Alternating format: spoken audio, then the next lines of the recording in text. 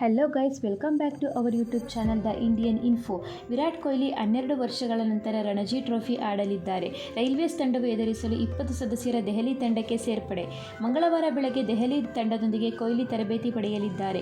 November 2012ರಲ್ಲಿ ಗಾಜಿಯಾಬಾದ್ನಲ್ಲಿ ಉತ್ತರ ಪ್ರದೇಶವನ್ನು ಎದುರಿಸಿದ ನಂತರ ಅವರು ರಣಜಿ ಟ್ರೋಫಿಯಲ್ಲಿ ರಾಜ್ಯ ತಂಡಕ್ಕೆ ಆಡಿಲ್ಲ. ಸೋಮವಾರದಿಂದ ಗುರುವಾರದವರೆಗೆ ಅರುಣ್ ಜೇಟ್ಲಿ ಕ್ರೀಡಾಂಗಣದಲ್ಲಿ ರೈಲ್ವೇಸ್ ವಿರುದ್ಧ ನಡೆಯಲಿರುವ 2024-25ರ ರಣಜಿ ಟ್ರೋಫಿಯ ಅಂತಿಮ ಗ್ರೂಪ್ ಡಿ ಪಂದ್ಯಕ್ಕಾಗಿ ದೆಹಲಿಯ 20 ಸದಸ್ಯರ ತಂಡದಲ್ಲಿ ವಿರಾಟ್ ಕೊಹ್ಲಿ ಅವರನ್ನು ಹೆಸರಿಸಲಾಯಿತು. ಜನವರಿ 20ರಂದು 36 ವರ್ಷದ ವಿರಾಟ್ ಕೊಹ್ಲಿ ಪಂದ್ಯಕ್ಕೆ ಲಭ್ಯತೆಯ ಬಗ್ಗೆ ದೆಹಲಿ ಮತ್ತು ಜಿಲ್ಲಾ ಕ್ರಿಕೆಟ್ ಅಸೋಸಿಯೇಷನ್ (DDCA) ಅಧ್ಯಕ್ಷ ರೋಹನ್ ಜೇಟ್ಲಿ ಅವರಿಗೆ ತಿಳಿಸಿದರು.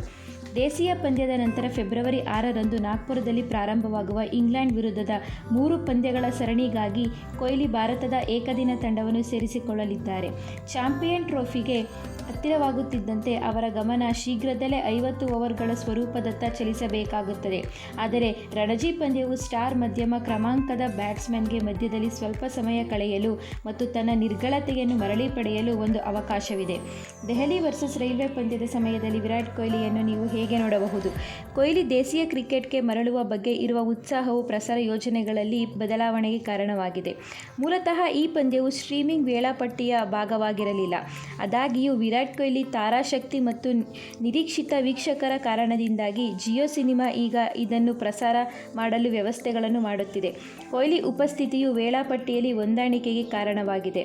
ಇದು ಸಾಮಾನ್ಯವಾಗಿ ಒಂದು ದೂರದರ್ಶನದ ಪಂದ್ಯ ಮತ್ತು ಪ್ರತಿ ಸುತ್ತಿಗೆ ಕೆಲವು ಸ್ಟ್ರೀಮ್ ಮಾಡಿದ ಪಂದ್ಯಗಳ ಮೇಲೆ ಕೇಂದ್ರೀಕರಿಸುತ್ತದೆ. Thank you for all watching this video. ಎಲ್ಲರೂ ನಮ್ಮ ಚಾನಲನ್ನು ಲೈಕ್, ಶೇರ್, ಕಮೆಂಟ್, ಸಬ್ಸ್ಕ್ರೈಬ್ ಮಾಡಿ. Please guys, do support.